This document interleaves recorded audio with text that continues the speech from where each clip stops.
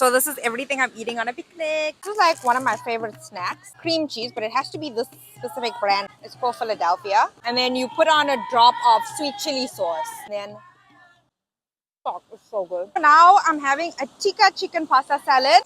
I think so, yeah. And they do this. Yeah. Let me have a tomato. So I didn't realize it was going to be so hot on the beach because the last few days have been flippin' cold and I'm the only person wearing sweatpants while everyone else is just wearing bikinis. And it's fucking hot. This is my reward for eating a damn salad. What happened to your pants? Isn't that normal? No. I'm pretty sure that happens to all girls.